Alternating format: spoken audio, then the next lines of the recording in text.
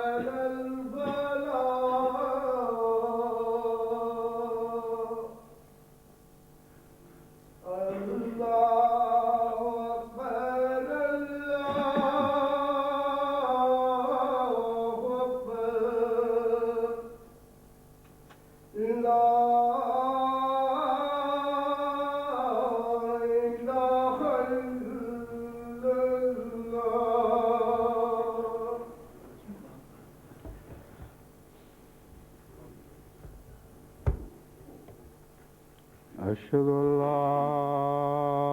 إله إلا الله وحده لا شريك له وأشهد أن محمدا عبده ورسوله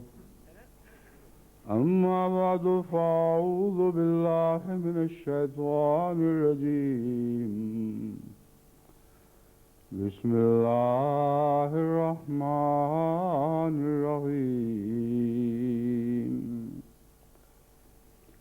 الحمد لله رب العالمين الرحمن الرحيم مالك يوم الدين إياك نعبد وإياك نستعين اهدنا الصراط المستقيم صراط الذين أنعمت عليهم غير المغضوب عليهم ولا الضالين.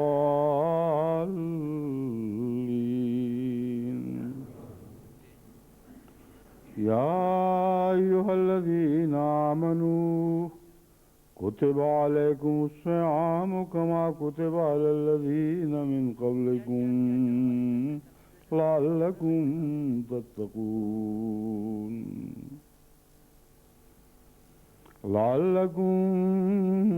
تتقون أياما معدودات فمن كان منكم مريضا أو على سفر فعدة من أيام أخر وعلى الذين يطيقونه فدية طعام مسكين فمن تطوع خيرا فهو خير له وأن تصوموا خير لكم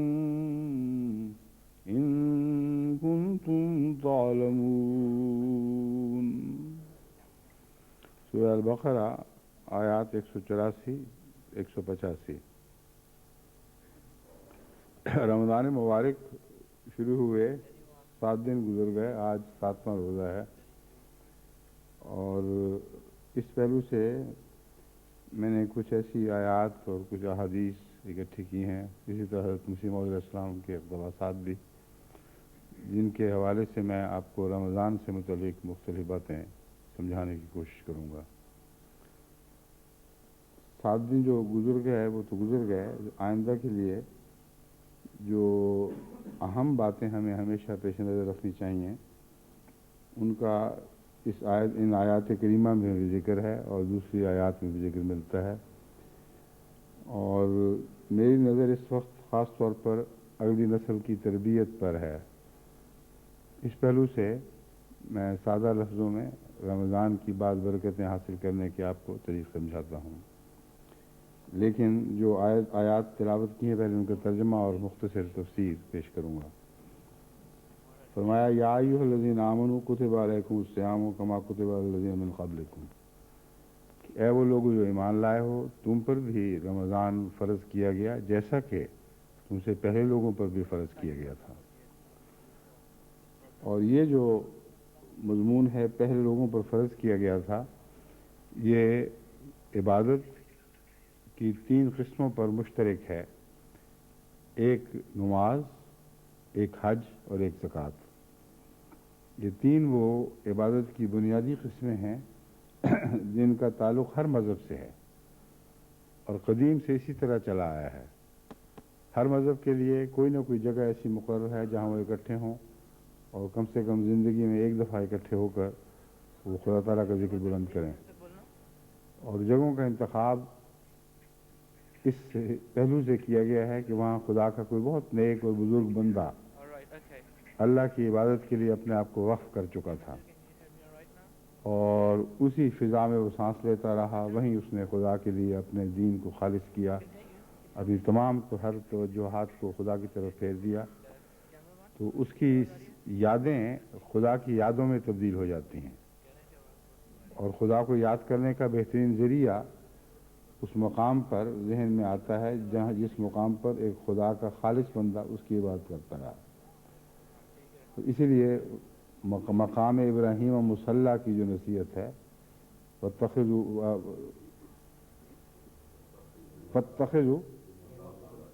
من مقام ابراہیم و مصلی،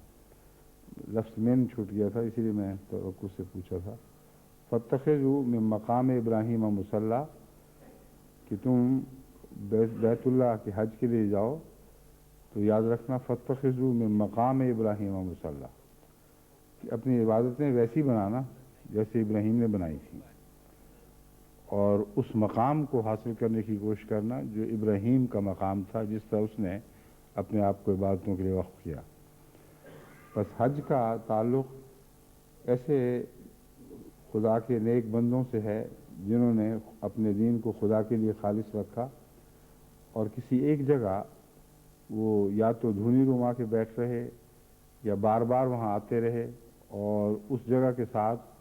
خدا کی عبادت کا تعلق مستقلاً ایک ایسے رشتے میں تبدیل ہو گیا جو توڑا نہیں جا سکتا. یعنی ہر قوم کے لیے وہ جگہ اور ذکر الہی وہ ایک ہی چیز کے 2 نام بن گئے. جب یہ مقام کسی مقام کو نصیب ہو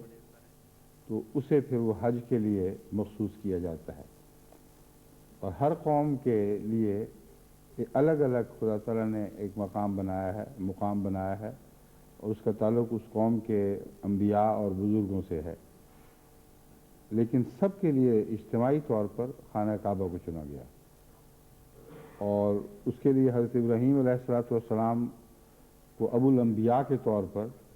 ایک غیر معمولی جو شرف حاصل تھا،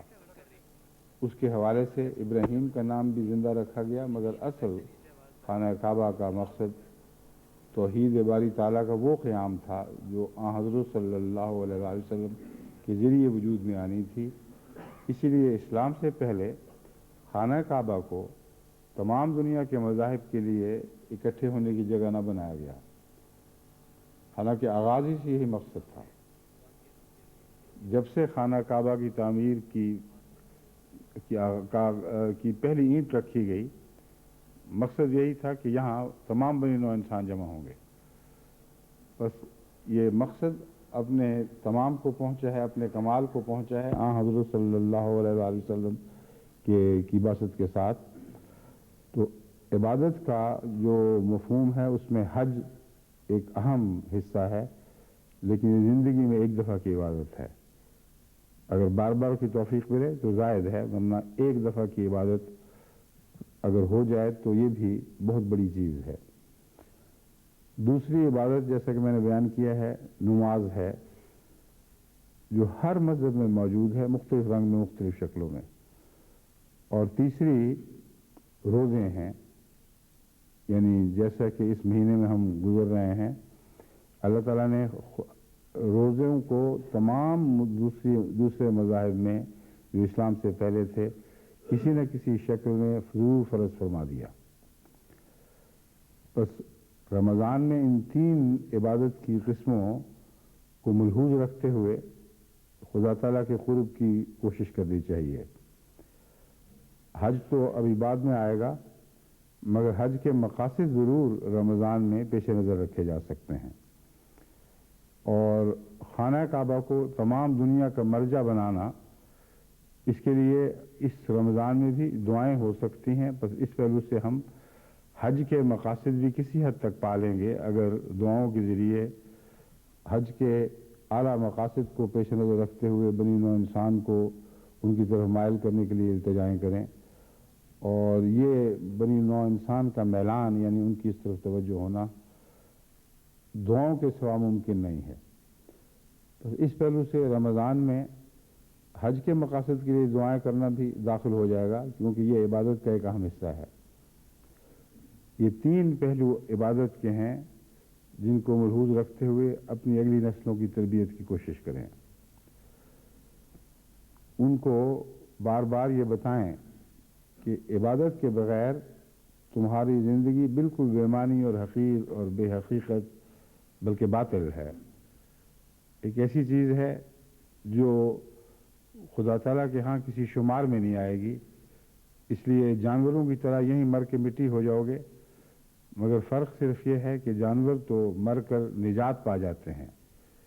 تم مرنے کے بعد جزا سزا کے میدان میں حاضر کیے جاؤ گے۔ بس یہ شعور ہے جسے ہمیں اگلی نسلوں میں پیدا کرنا ہے، اور رمضان مبارک میں ایک بہت اچھا موقع ہے کیونکہ فضا سازگار ہو جاتی ہے۔ رمضان ایک ایسا مہینہ ہے جس میں ایسے چہرے بھی دکھائی دیتے ہیں مسجدوں میں جو پہلے کبھی دکھائی نہیں دیے، اور ان کو دیکھ کر دل میں کسی قسم کی تحقیر کے جذبے نہیں پیدا ہوتے، کیونکہ اگر کوئی انسان ان چہروں کو دیکھے اور تحقیر کی نظر سے کہ اب آ گیا ہے رمضان میں، پہلے کہاں تھا، تو میرا یہ دین ایمان ہے کہ اس ایسی نظر سے دیکھنے والے کی اپنی باتیں بھی سب باطل ہو جائیں گی اور ضائع ہو جائیں گی، کیونکہ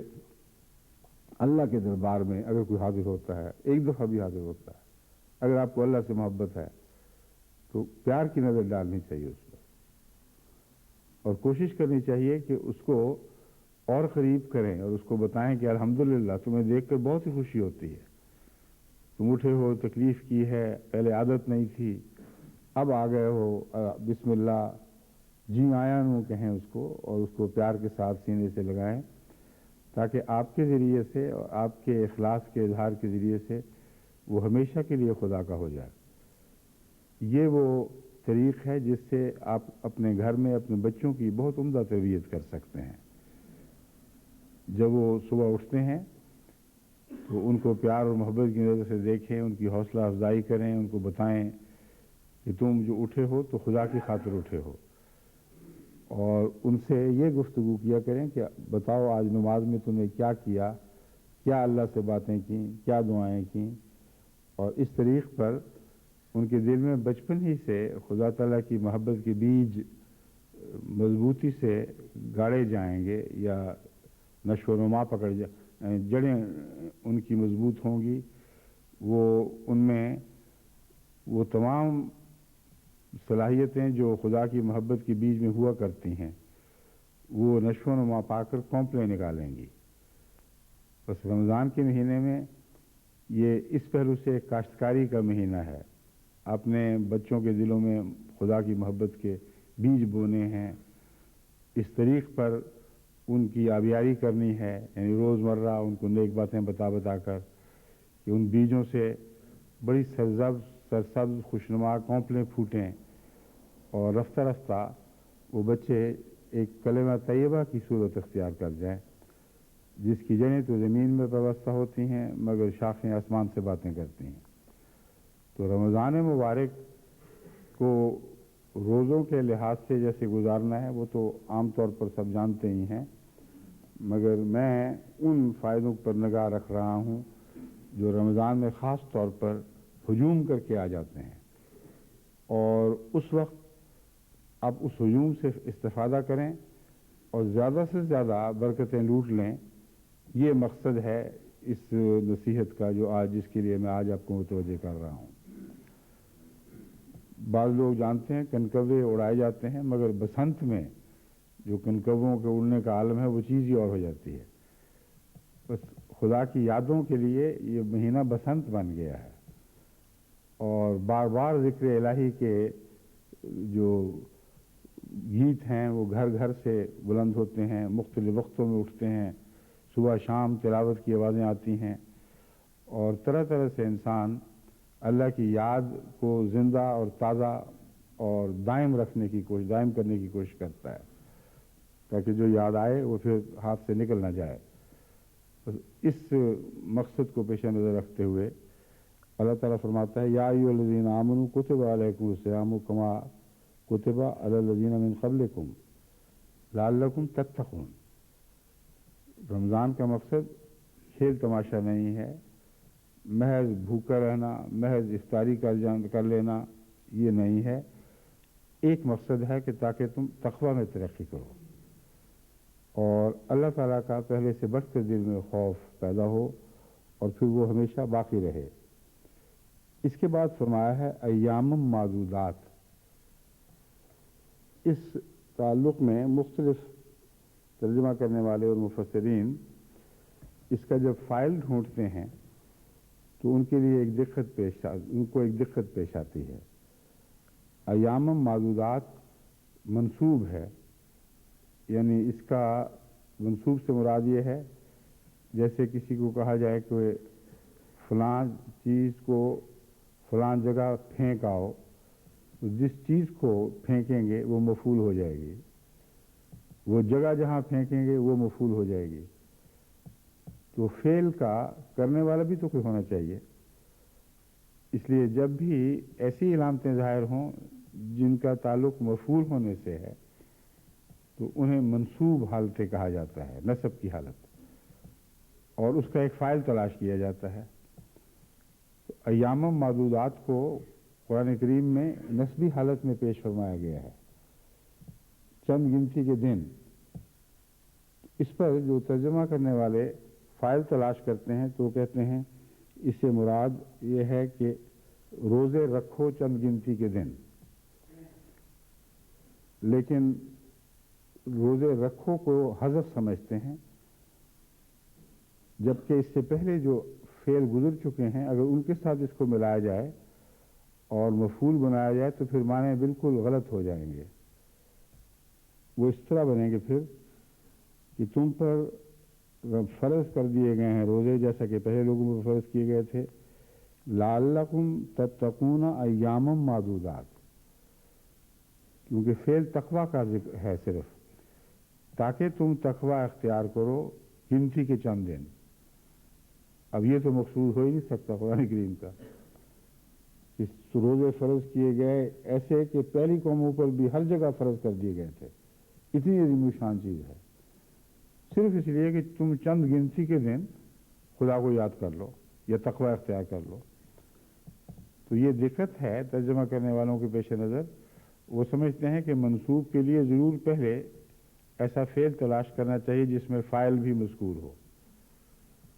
تاکہ تم تقوی اختیار کرو۔ یہ فعل ہے جس میں فاعل بھی ہے، کون تقوی کرے؟ تم کرو۔ کتنے دن؟ چند گنتی کے دن۔ یہ تو غلط ہے، کیونکہ تقوی کا تعلق تو زندگی بھر سے ہے۔ یہی وجہ ہے کہ میں ہمیشہ یہ منصوبی حالتوں میں فاعل کی تلاش کی بجائے اسے اور معنوں میں پڑھتا ہوں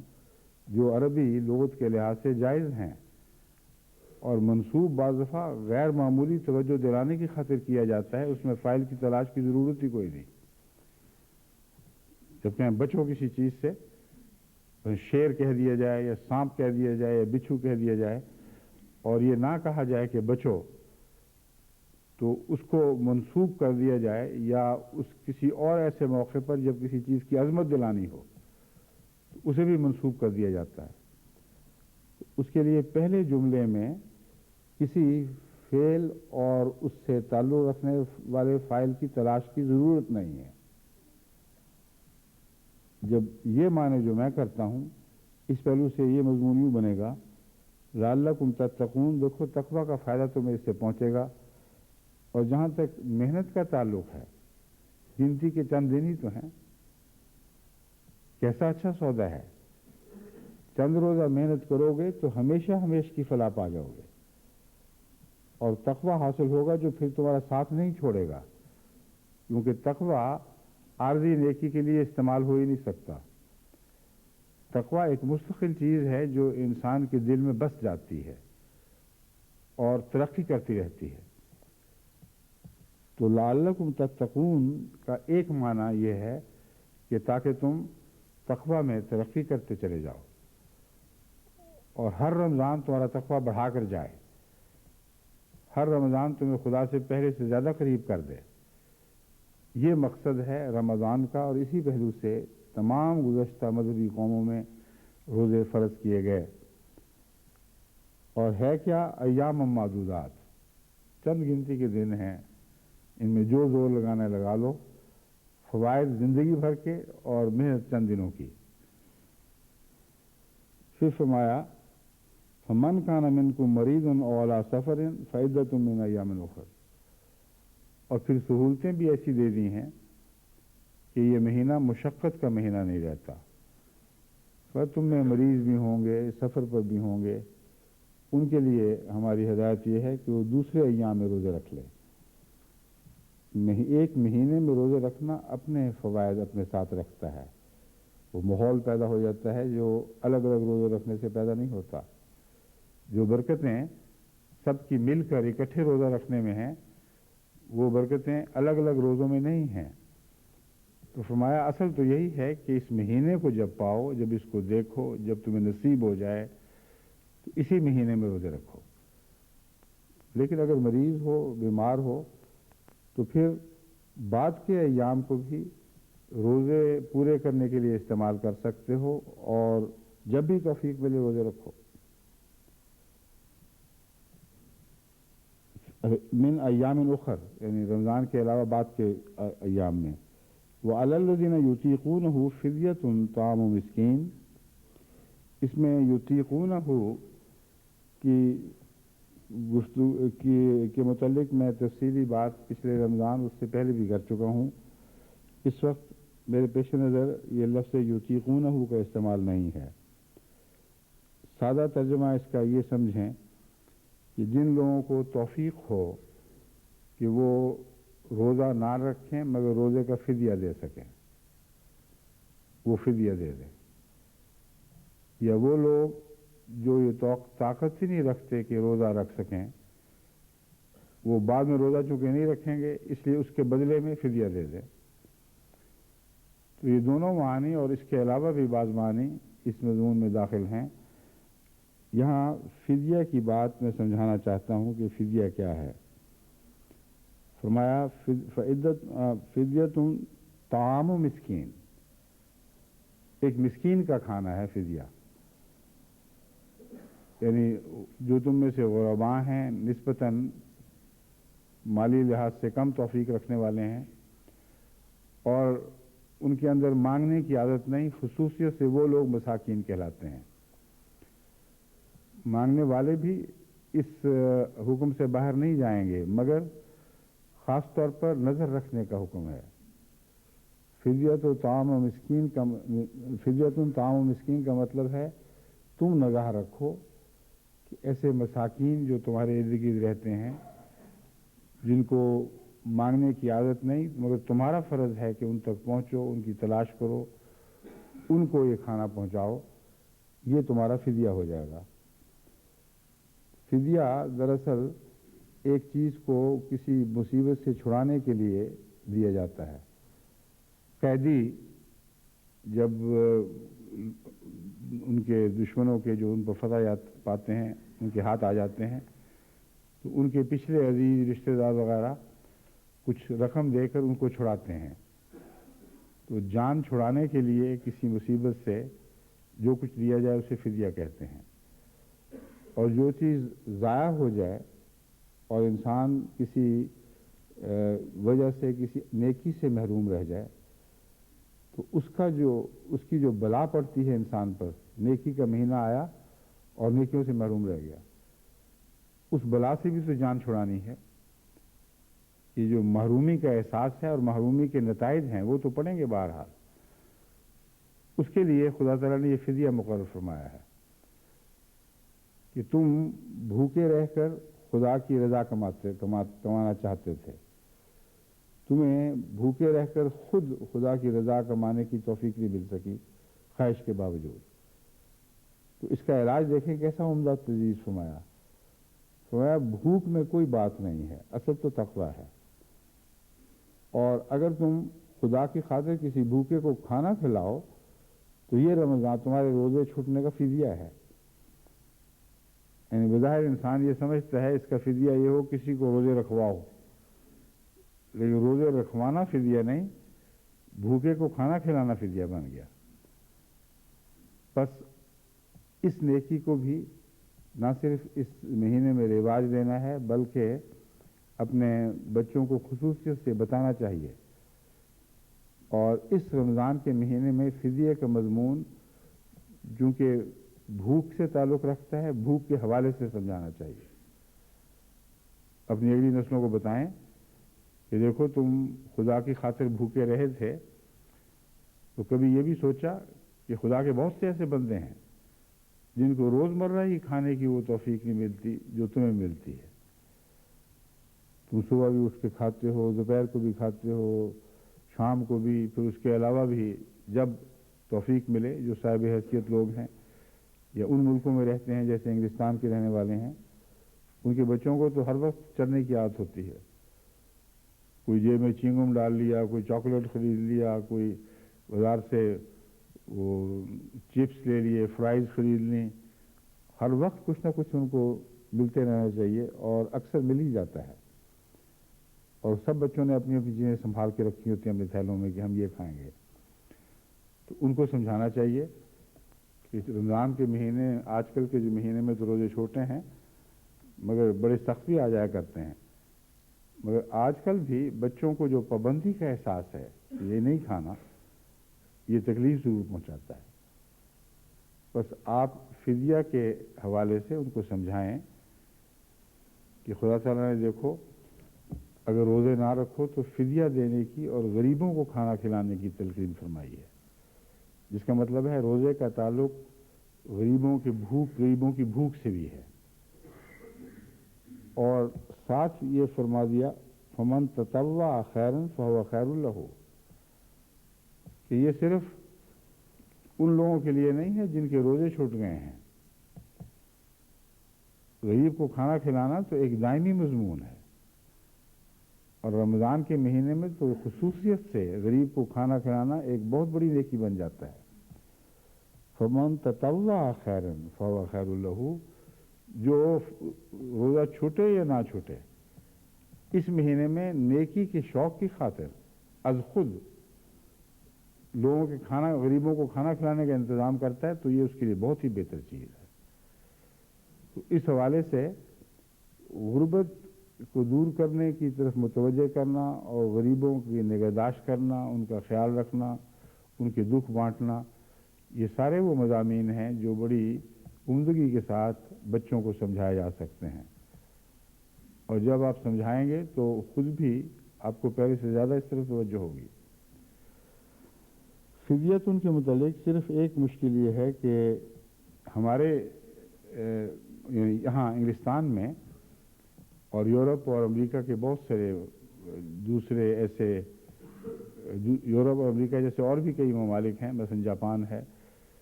جو روزمرہ کے کھانے کو کوئی خاص اہمیت دیتے ہی نہیں، کیونکہ ان میں اکثر لوگ روزمرہ کے کھانے کی توفیق ایسی رکھتے ہیں کہ وہ زائد عیاشی اور عیش و عشرت کے لیے تو پیسے چاہتے ہیں، کھانا ان کا مسئلہ ہی کوئی نہیں ہے، جو مرضی کھائیں، اور اتنی کمائی ضرور کر لیتے ہیں کہ آسانی سے پیٹ بھر سکتے ہیں۔ زوائد کے لیے، شرابیں پینے کے لیے، عیش و عشرت کے دوسرے سامانوں کی خاطر اگر کچھ نہ ان کو ملے تو وہ اس کو غربت سمجھتے ہیں، لیکن ان کی توجہ اس طرح جاتی ہی نہیں کہ دنیا میں بہت سے ایسے ممالک ہیں جہاں 2 وقت کی روٹی بھی میسر نہیں آتی، اگر 1 وقت کی روٹی بھی میسر آ جائے تو وہ بھی بڑی غنیمت سمجھی جاتی ہے۔ تو سوال یہ ہے کہ یہاں کیسے آپ کو یہ توفیق مل سکتی ہے فدیت و تعاون اسکیم کی؟ 2-3 طریق ہیں۔ ایک تو یہ کہ جو غریب ممالک ہیں ان کے لیے آپ فدیے بھیجیں، اگرچہ وہ ذاتی تعلق جو غریب کی براہ راست خدمت سے قائم ہوتا ہے وہ تو نہیں ہو سکے گا، لیکن ایک کچھ نہ کچھ بدل تو ضرور ہے۔ بس اس مہینے میں اپنے بچوں کو بھی اس بات پر آمادہ کریں کہ اگرچہ روزے تم پر فرض نہیں، فدیہ فرض نہیں ہے، مگر قرآن تو فرما رہا ہے فمن تطوع خیرا، تو جو بھی نیکی شوق سے کرتا ہے، نفلی طور پر کرتا ہے، تو اس کے لیے بہت بہتر ہے۔ تو کچھ اپنے غریب بھائیوں کے لیے خاص دنیا میں کہیں بھی بستے ہوں، ان کے لیے کچھ اپنے جیب خرچ سے نکالو، اور روزمرہ کوئی نہ کوئی صدقہ خدا کی خاطر دے دیا کرو، تو اس طرح بچپن ہی سے ان کے دلوں میں غریب کی ضرورت کا احساس پیدا ہو جائے گا، اور جو اپنی طرف سے اپنے اکٹھے کیے ہوئے پیسوں میں سے کچھ دیں گے، خواہ وہ معمولی رقم ہی ہو کیوں نہ ہو، وہ ان کے لیے ایک بہت بڑی رقم بن جائے گی، کیونکہ اللہ تعالیٰ تو خدا کی راہ میں خرچ کرنے والوں کے دل پر نظر رکھتا ہے، اور بعض اوقات ایک بچے کا چھوٹا سا خرچ بھی اس کی ساری زندگی سنوار سکتا ہے۔ تو دیکھو رمضان میں کیسے اعلیٰ اعلیٰ مواقع آپ کو نصیب ہوتے ہیں، اور کس طرح روزمرہ آپ کی اولاد کی تربیت آپ کے لیے آسان ہو جاتی ہے۔ ایک ماحول بنا ہوا ہے، اٹھ رہے ہیں روزوں کے وقت، افطاری کے وقت اکٹھے ہو رہے ہیں، اس وقت عام طور پر لوگ مختلف گپیں مار کے اپنا وقت ضائع کر دیتے ہیں۔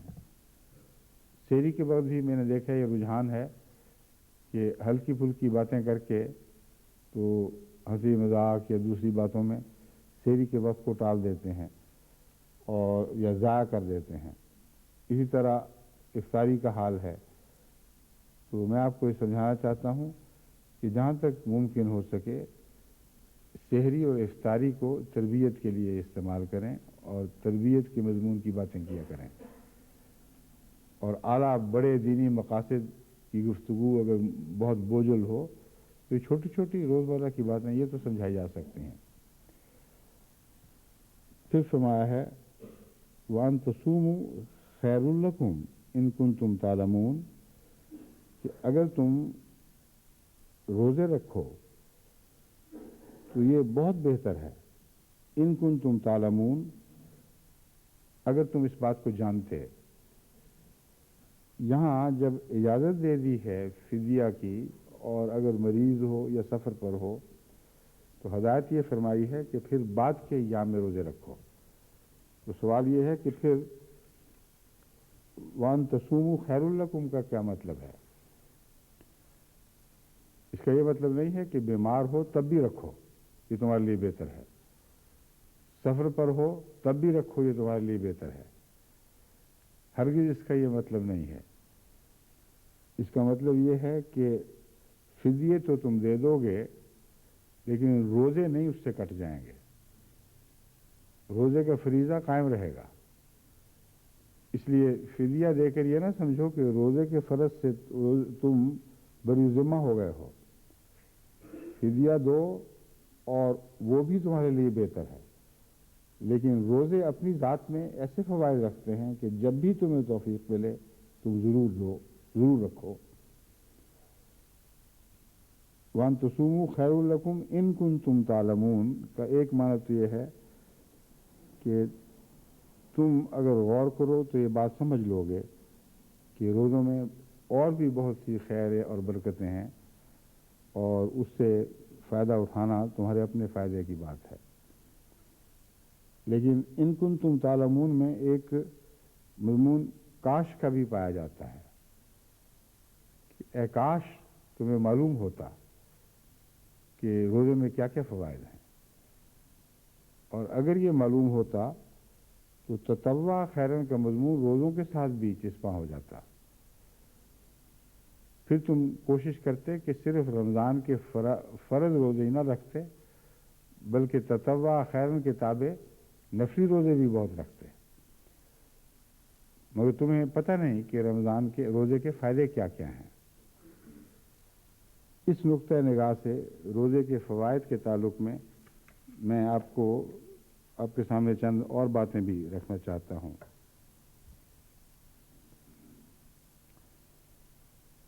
ایک تو ایسی بات ہے جس کا غریب ملکوں سے زیادہ امیر ملکوں سے تعلق ہے۔ غریب ملکوں میں فاقہ کشی کی مصیبت ہے جس کا ذکر فدیے کے تعلق میں نے کیا ہے۔ امیر ملکوں میں زیادہ کھانے کی مصیبت ہے،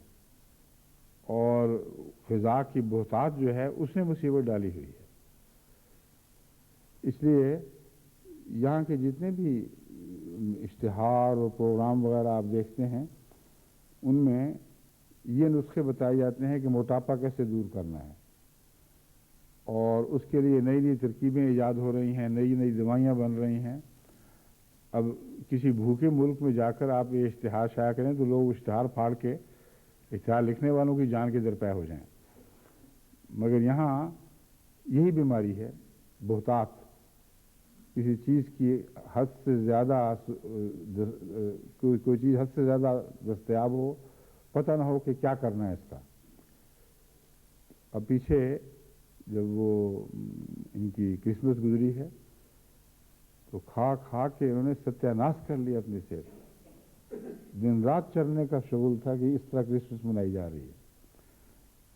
اور کسی نے کہا کہ سب کچھ ساری دولت کرسمس کے دن گندی نالیوں میں بہا دینا یہ مدعا معلوم ہوتا ہے کرسمس کا۔ تو خدا تعالیٰ دونوں طرف نصیحت فرماتا ہے، ایک طرف ان لوگوں کے لیے جن لوگوں کے پاس نہیں ہے ان کے لیے کئی نصیحتیں ہیں رمضان میں، اور پھر ان کے لیے بھی جن کے پاس بہت کچھ ہے بہت سی نصیحتیں ہیں۔ ایک یہ تھی جو اس کا میں نے ذکر کیا کہ اپنے غریب بھائیوں کا خیال کرو، روزے کی بھوک کی جب تکلیف پہنچے اس وقت سوچا کرو کہ خدا کے کتنے بندے ہیں جو روزمرہ کی معمولی ضرورتوں سے کے بھی محتاج بنے بیٹھے ہیں، ان کے پاس کچھ نہیں ہے کھانے کو، اور پھر اس کے نتیجے میں جو تقویٰ پیدا ہو وہ ان چند ایام تک محدود نہ رہے، بلکہ جیسا کہ میں نے قرآن کریم کی ان آیات سے استنباط کیا ہے وہ مستقل تمہاری دولت بن جائے۔ ایام معدودات کی تکلیف ایسے غریب بھائیوں کی تکلیف کا احساس دلائے جو ہمیشہ بھوکے رہتے ہیں، کسی رمضان کی وجہ سے تو بھوکے نہیں رہتے۔ تو ایک عارضی تکلیف ایک مستقل راحت کا سامان پیدا کر دے گی، اور جو تمہیں سکون نصیب ہوگا غریبوں کو کھانا کھلا کر اور غریبوں کی خدمت کے ذریعے، یہ سکون مستقل ہو جائے گا، اور بھوک کی تکلیف عارضی تھی۔ بس دوسرا پہلو جو اس کا ہے، تم اپنی صحت کا بھی خیال کرو. بھوکے رہتے ہو تو سارا دن یہ سوچ کر نہ گزارنا کہ جب روزہ ختم ہوگا تو پھر یہ نعمتیں کھاؤں گا، اتنا زیادہ کھاؤں گا کہ ساری روزے کی کسر مٹا دوں گا. بلکہ حضرت صلی اللہ علیہ وسلم فرماتے ہیں سومو تصحو، روزے رکھو تاکہ تمہاری صحت اچھی ہو. اور صحت اچھی تبھی ہو سکتی ہے کہ اگر آپ روزوں سے یہ سبق سیکھیں کہ ہم جو بہت زیادہ کھایا کرتے تھے بڑی سخت بیوقوفی تھی. رمضان نے ہمیں یہ کھانے کا سلیقہ سمجھا دیا ہے. در حقیقت اس سے بہت کم پر ہمارا گزارا ہو سکتا ہے جو ہم پہلے کھایا کرتے تھے. تو اپنی خوراک بچاؤ اور اس کے ساتھ اپنی صحت کی حفاظت کرو. اب امر واقعہ یہ ہے کہ اس سے بہتر ڈائٹنگ کا اور کوئی طریق نہیں ہے جو روزوں نے ہمیں سکھایا. حضرت مسیح علیہ الصلوۃ والسلام اس مضمون پر مزید روشنی ڈالتے ہوئے فرماتے ہیں کہ روزے میں کھانا کم کرنا لازم ہے، کیونکہ کھانا کم کیے بغیر جو اعلیٰ مقصد ہے روزے کا وہ پورا نہیں ہو سکتا. یعنی صرف یہ نہیں کہ کچھ وقت بھوکے رہنا ہے،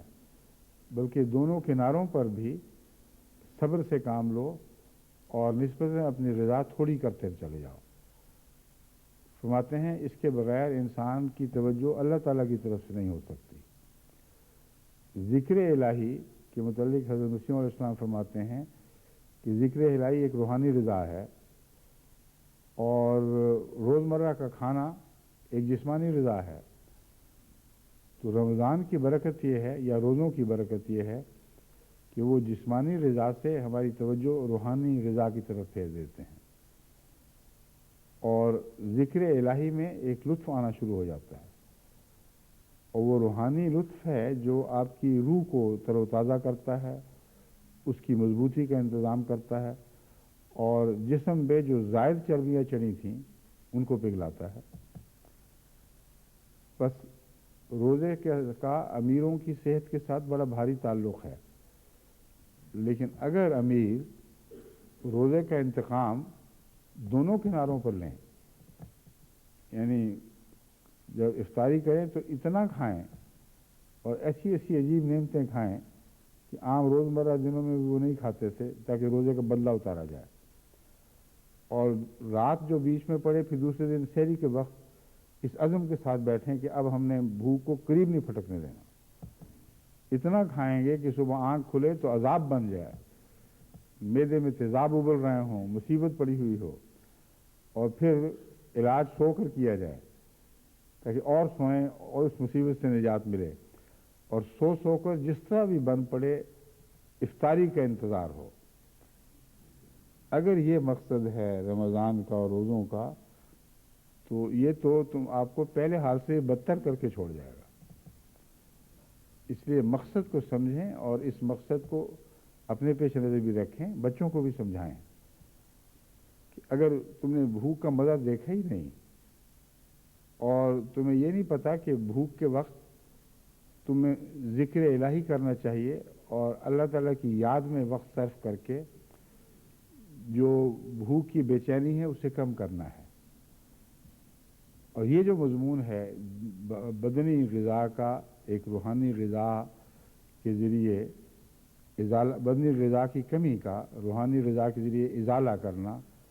یہ مضمون حضرت مسیح علیہ الصلوۃ والسلام نے بڑی عمدگی کے ساتھ بڑی تفصیل سے کھول کر ہمارے سامنے رکھا ہے. لیکن ایک اور بات میں آپ کو یہ بتا دوں اس تعلق میں کہ یہ جو فدیہ ہے اس کے علاوہ بھی رمضان میں افطاریاں کرانے کا رواج چل پڑتا ہے جو بسا اوقات اس مقصد کے خلاف ہو جاتا ہے جو میں اب بیان کر رہا ہوں. وہ سمجھتے ہیں کھانا کھلانا افطاری کرانا چونکہ ثواب کا کام ہے اس لیے ہم جتنی زیادہ سجا کر افطاریاں کرائیں گے لوگوں کو بھیجیں گے اتنا ہی ہمارا رمضان کامیابی سے گزرے گا. اس میں کوئی شک نہیں کہ حضرت اقدس محمد مصطفیٰ صلی اللہ علیہ وسلم سے یہ ثابت ہے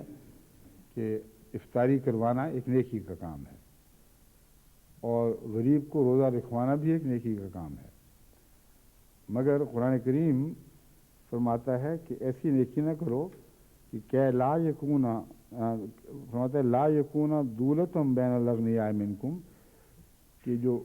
خدا تعالیٰ نے تمہیں نعمتیں عطا فرمائی ہیں مختلف صورتوں میں، بعض دفعہ خدا تعالیٰ اس زمانے میں جہاد کے نتیجے میں بہت سی کثرت سے دولتیں صحابہ کو عطا کرتا رہا، اس کے مصارف کا بیان کرتے ہوئے یہ تو متوجہ فرمایا کہ لا یکون دولتم بین الاغنیاء منکم، جب تم خدا تعالیٰ تمہیں بحیثیت بنائے، تمہارے اموال میں برکت دے، تو تحفے دینے کا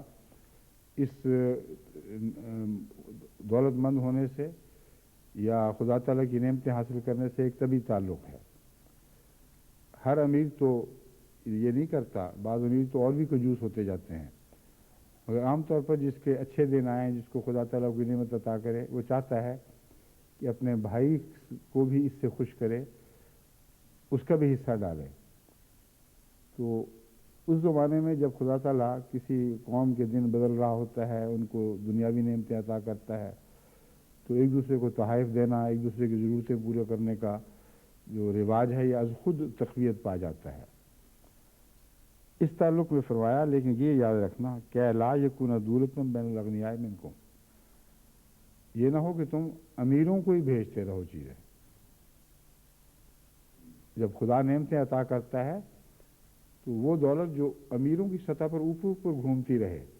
اس کا خدا سے کوئی تعلق نہیں ہے، وہ تمہارے معاشرتی تقاضے ہیں،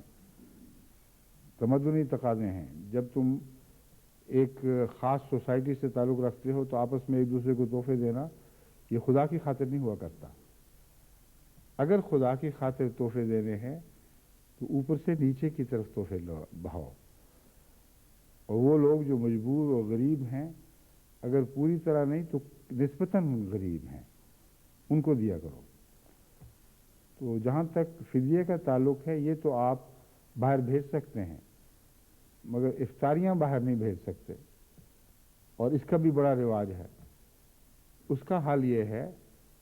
کہ افطاریاں اپنے سے امیروں کو یا اپنے ہم پلہ امیروں کو بھیجنے کی بجائے ڈھونڈیں کہ نسبتاً کون مسکین لوگ ہیں خدا کے، اور یہ مسکینی جو ہے یہ ایک نسبتی چیز ہے،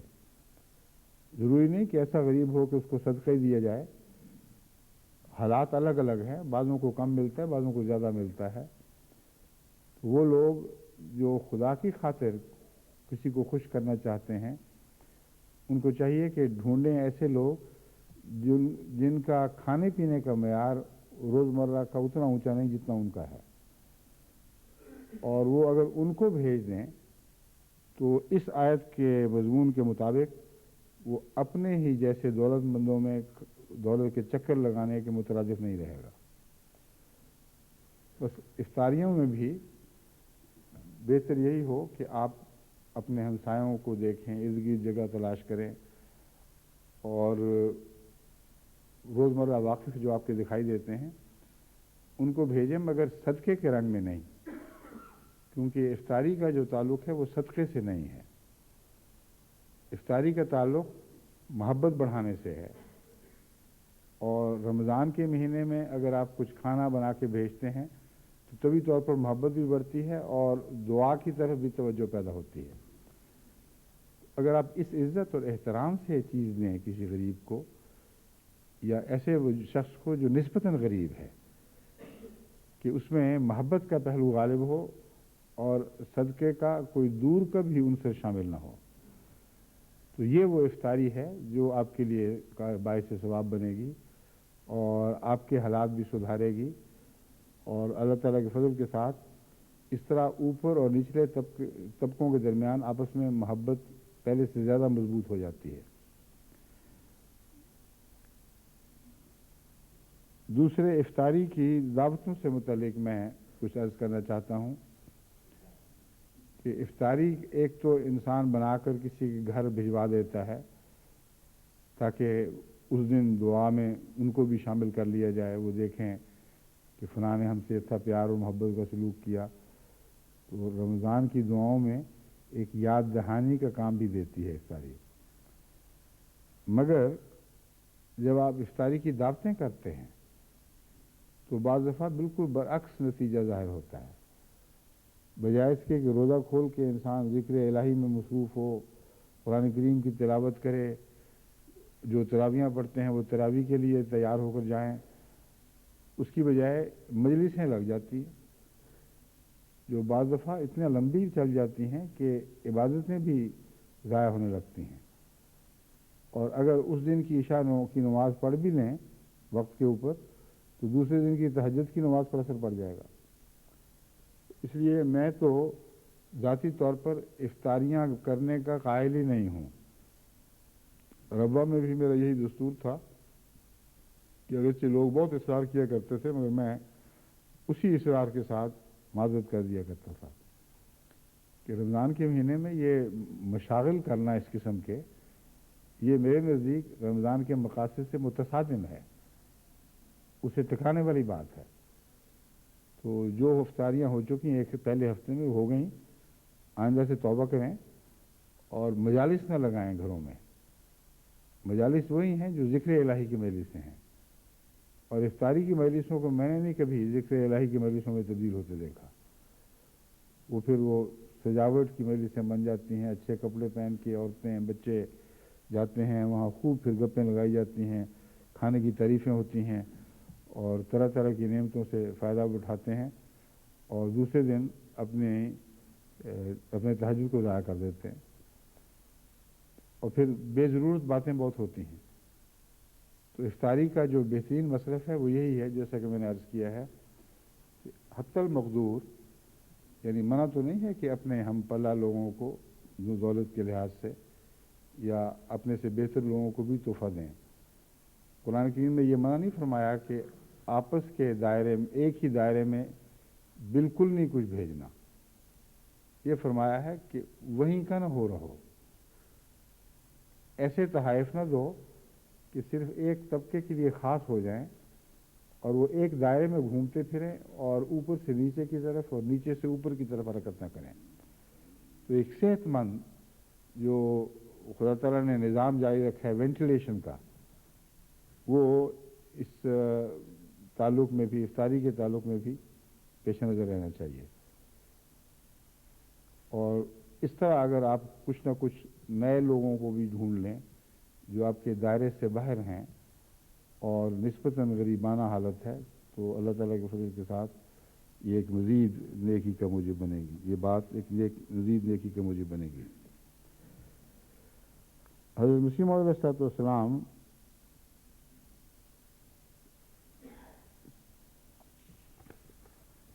کا اقتباس ہے. آپ فرماتے ہیں حدیث شریف میں آیا ہے کہ دو آدمی بڑے بدقسمت ہیں.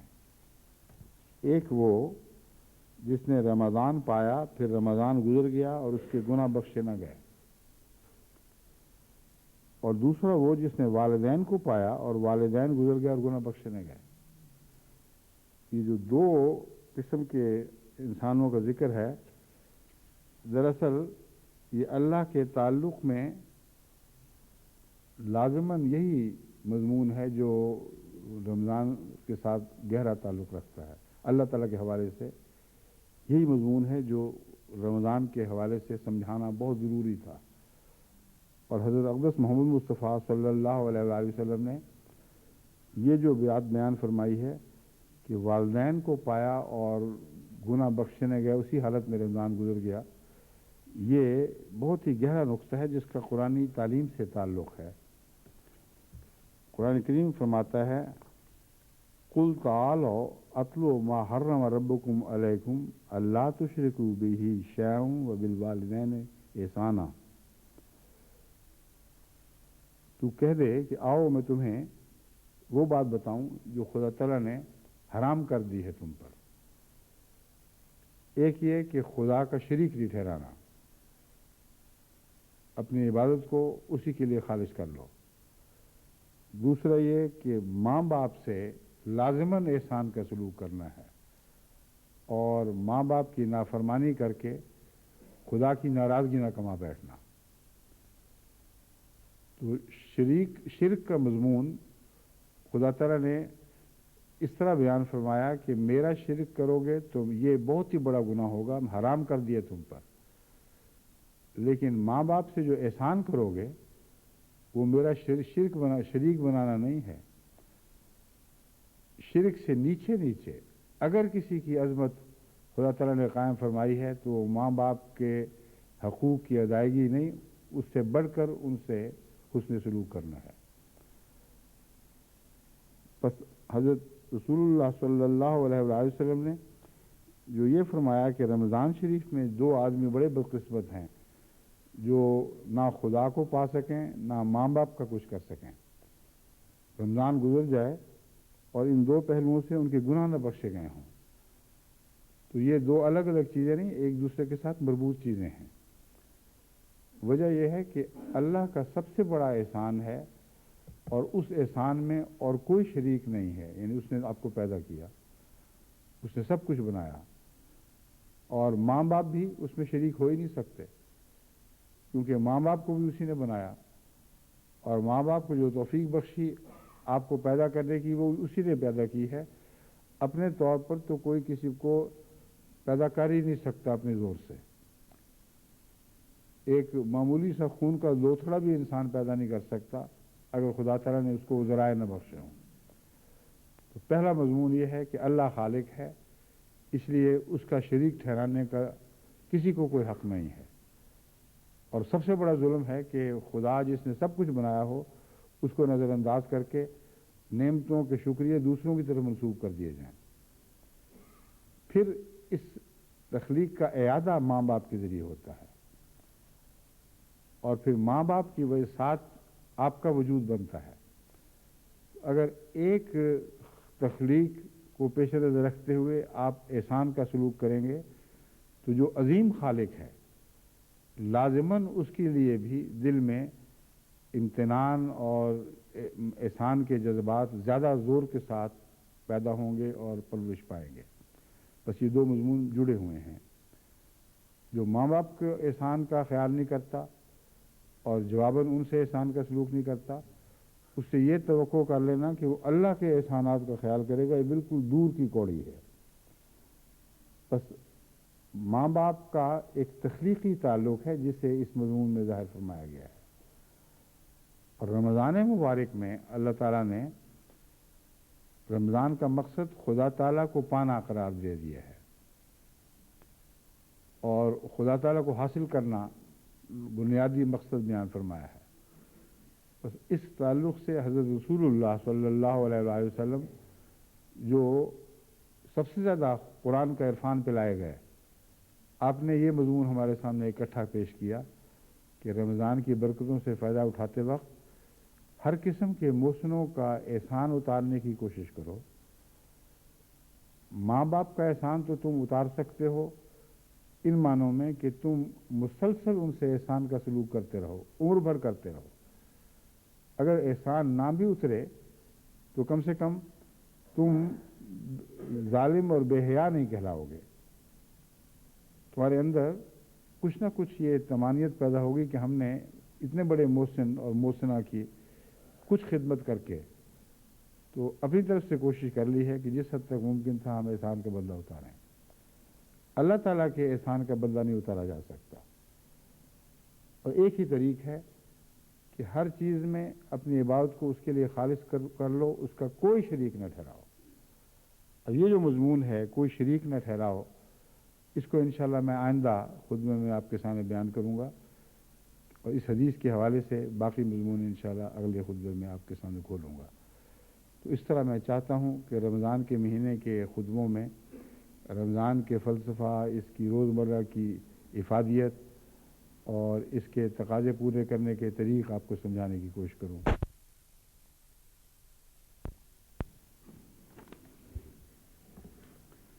नहीं तो अलग कर लें जो हो गया पॉइंट।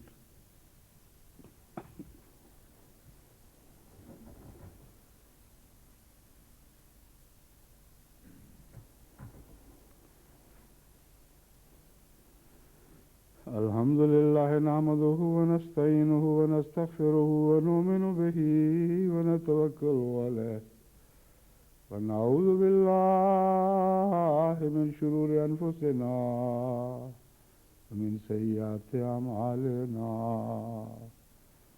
من يهده الله فلا مضل له ومن يضلله فلا هادي له ونشهد أن لا إله إلا الله وحده لا شريك له ونشهد أن محمدا عبده ورسوله عباد الله رحمكم الله إن الله يأمر بالعدل والإحسان وإيتاء ذي القربى وينهى عن الفحشاء والمنكر والبغي يعظكم لعلكم تذكرون اذكروا الله يذكركم وادعوه يستجب لكم ولذكر الله أكبر